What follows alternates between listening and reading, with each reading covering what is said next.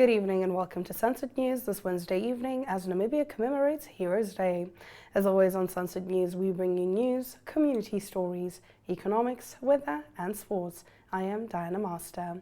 In the news tonight, President Netumbo Nandi-Ndaitwah officially recognized the 16-year-old Cornelius Shumwafeni as a national hero for his bravery in rescuing 9-month-old twins from drowning.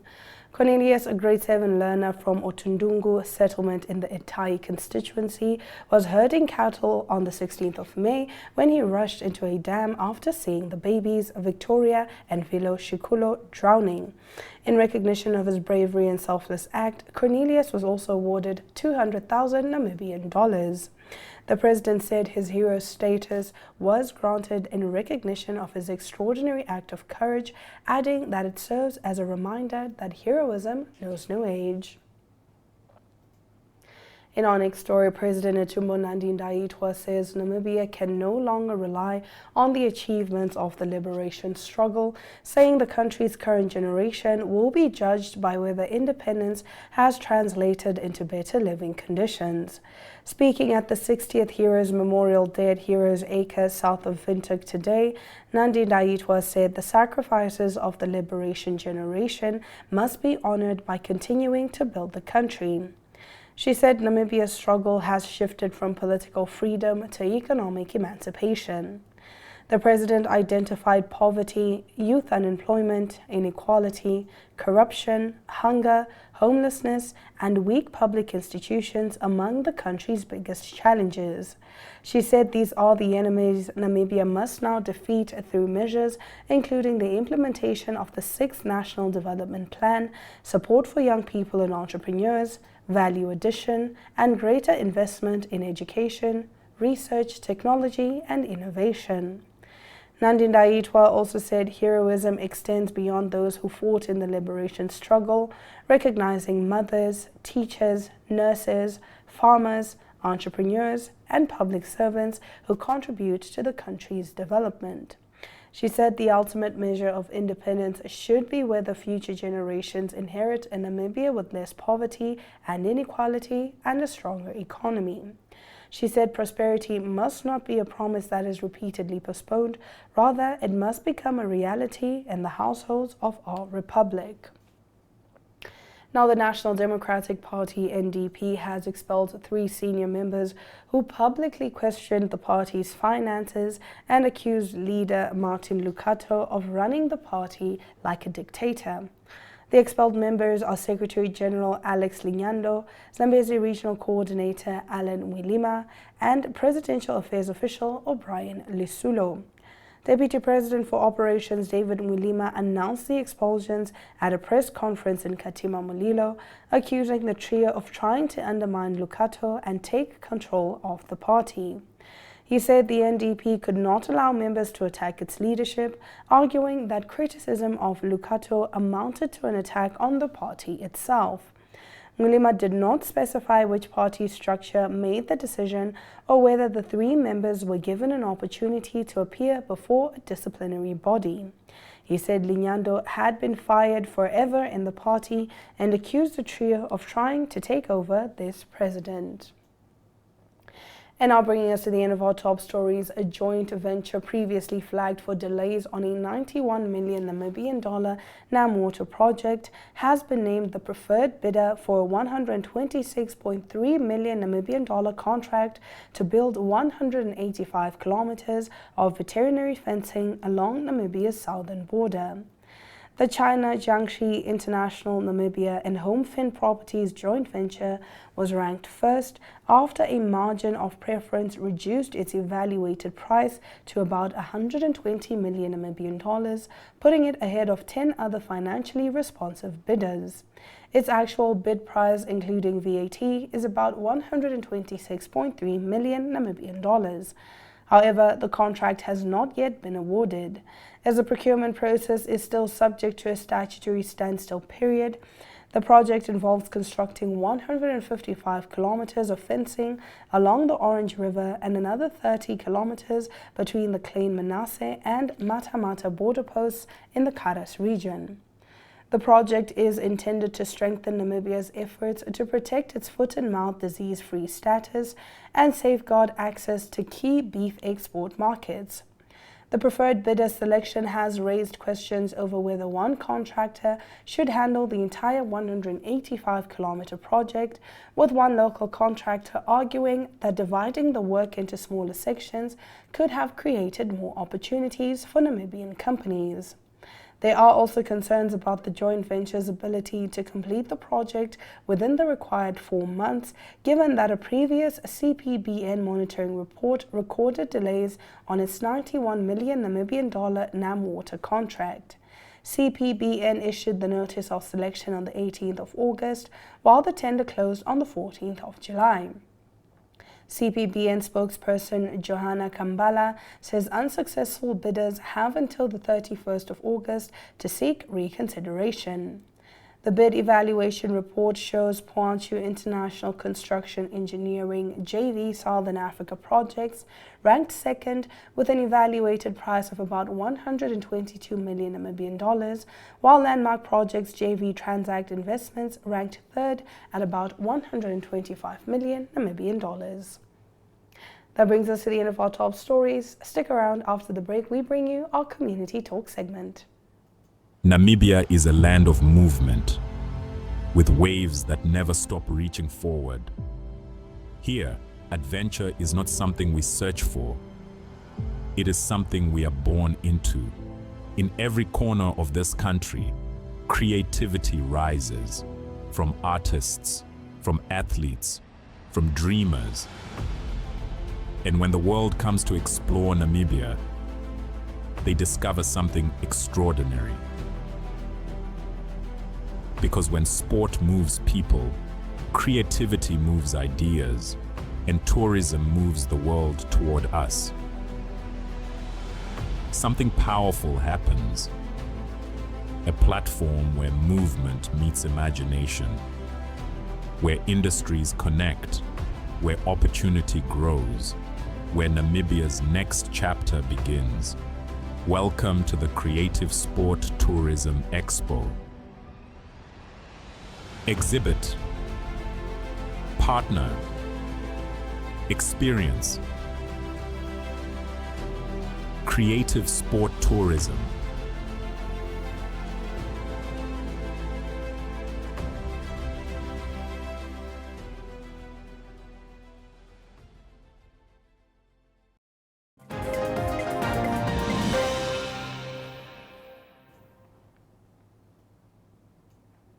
And now getting into our Community Talk segment, a public meeting between Katutura East residents and municipal officers last week focused on several key issues, including municipal debt and service repayments.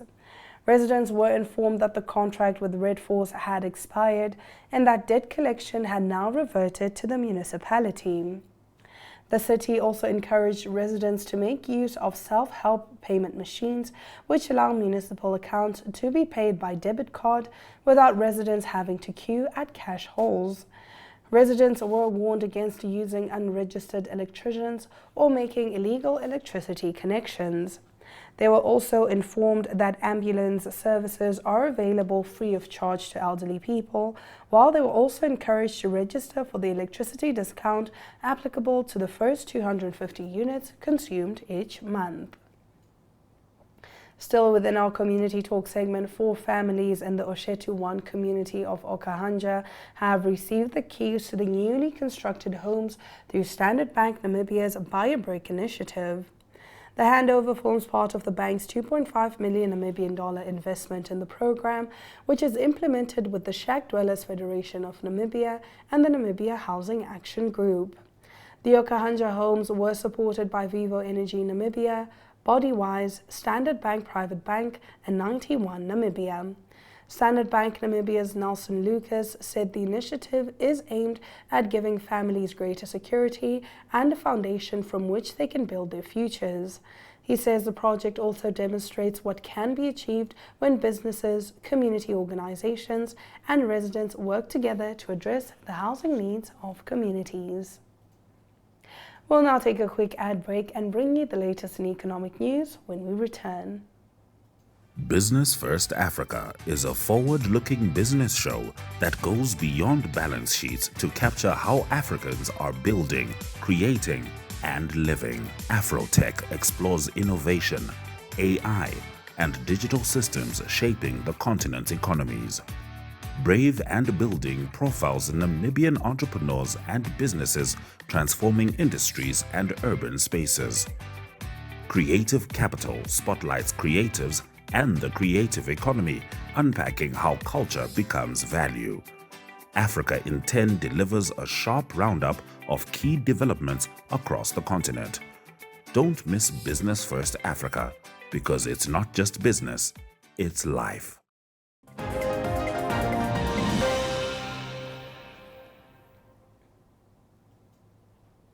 Tonight in economic news, Namibia's tourism industry has welcomed President Netumbo Nandi-Ndaitwah's support for a common SADC tourist visa, but says the country's current visa policy could undermine efforts to make regional travel easier. Hospitality Association of Namibia Chief Executive Gita Patold says the industry has been pushing for a so-called uni visa for more than a decade. She says Namibia's visa reciprocity policy, introduced last year, appears difficult to reconcile with the push for a common regional visa. Patold warns that additional visa costs and paperwork could discourage tourists who want to visit several Southern African countries during one trip. The comments come after SADC leaders approved an agreement to establish a common tourist visa at their 46th summit in Durban and urged member states to sign it. The Univisa is intended to simplify travel across SADC, boost tourism, and strengthen regional integration. A 2014 study by GIZ and SAIIA estimated that a SADC Univisa could increase annual tourism growth in the region by between 3 and 5%. And now let's take a look at the economic indicators. The Namibian dollar trades at 21.74 against the British pound, 18.60 against the euro, 15.93 to the US dollar, and 2 Namibian dollars and 37 cents buys you 1 Chinese yuan. All commodities are down, save for Brent crude oil, which took an upturn of 1.0%, now trading at $89 and 21 cents per barrel. Stick around after the break. We bring you the news headlining the international scene.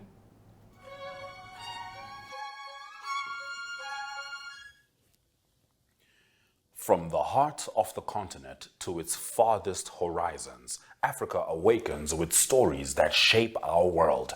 This is Africa Good Morning, your window into the pulse of a dynamic continent. I'm Ashwin Berry, here to deliver the latest news, sharp insights, and the vibrant spirit of Africa.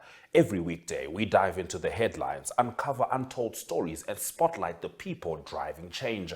Plus, stay ahead with daily weather forecasts and economic updates to navigate your week with confidence.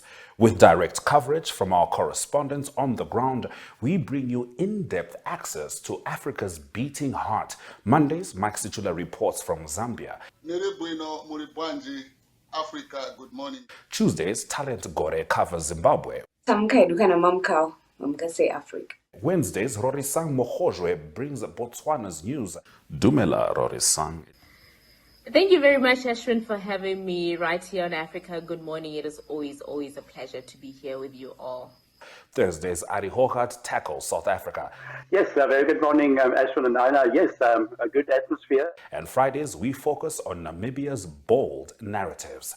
From thriving cities to rugged plains, our team is there, capturing the rhythm of a continent on the rise. Africa Good Morning is your essential start. News, weather, economics, and more.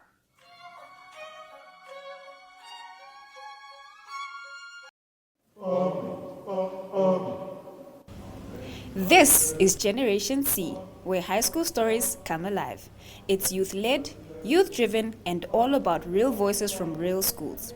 From standout learners and aspiring teachers, to school culture, talent, vibes, and everything that makes each school unique.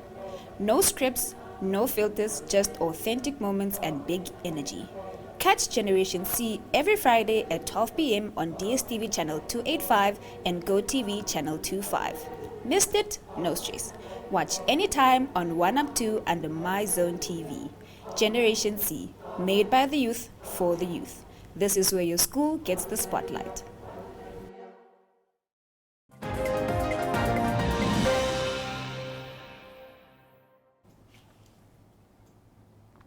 Tonight in international news, a 3-hour effort to prevent a 19-year-old man from jumping off a hill in India's Maharashtra state ended in tragedy after the teenager and both his parents fell to their deaths.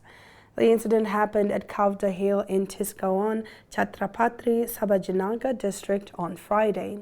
Police said the teenager had gone to the hill after an argument with his parents over his demand for a new cell phone. He then stood near the edge and repeatedly threatened to jump. His parents, villagers, police and fire officials spent nearly 3 hours trying to persuade him to move to safety. A safety net was also reportedly positioned at the bottom of the hill, but the teenager continued moving along the edge. During the final 15 to 20 minutes, his father climbed the hill and attempted to reach him. The teenager eventually fell, and his father also lost his balance while trying to save him.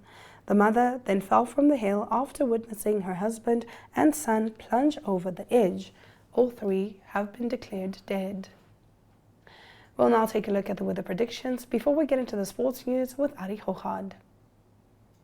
Winter can expect partly cloudy conditions, maximum temperatures of 27 degrees Celsius, minimum temperatures of 14 degrees Celsius. Anana will be hottest with 35 degrees Celsius expected to be the maximum temperature and 15 degrees Celsius expected to be the minimum temperature. Looking over at the coast in Walvis Bay, partly cloudy conditions together with maximum temperatures of 28 degrees Celsius and minimum temperatures of 14 degrees Celsius are to be expected. In Oranjemund, it's bright, sunny, clear skies. It will be hottest at 29 degrees Celsius and coolest at 15 degrees Celsius. We'll now get into the sports news courtesy of the Sport Wrap Desk. Stick around.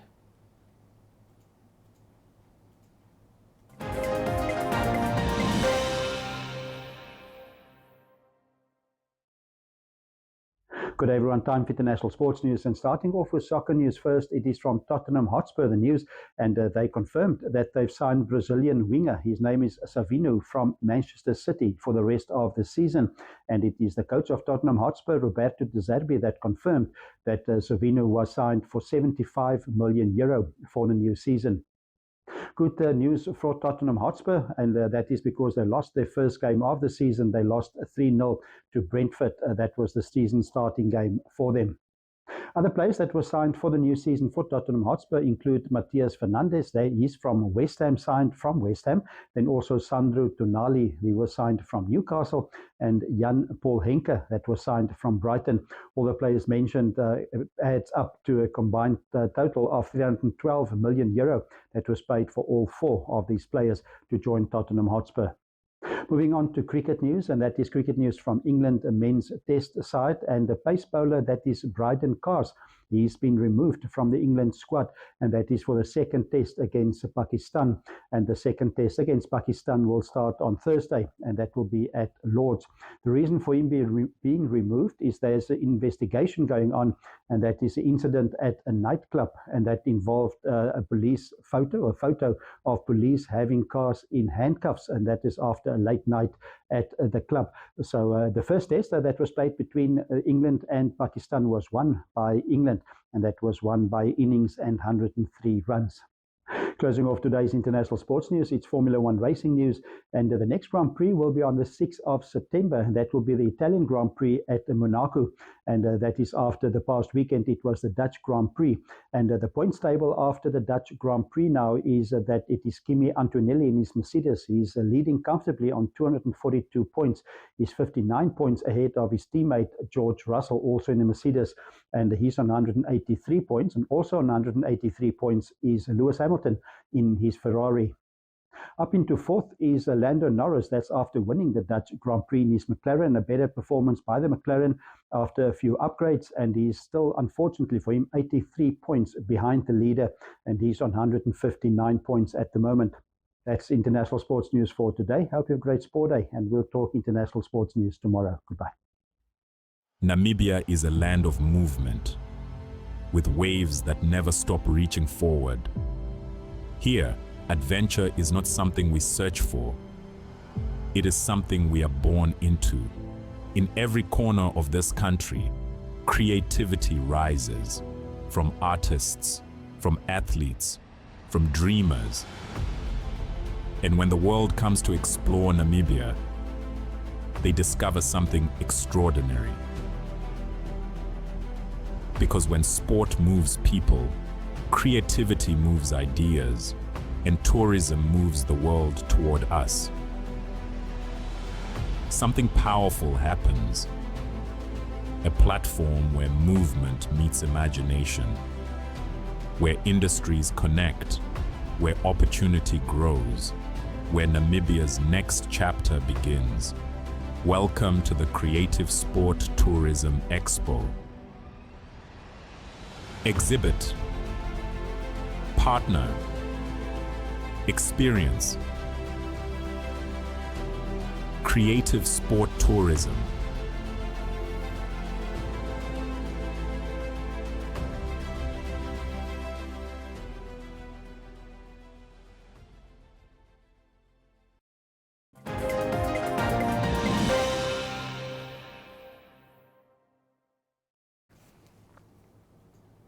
And with that, we've come to the end of the broadcast. I am Diana Master, and this has been Sunset News. Don't end your day without us.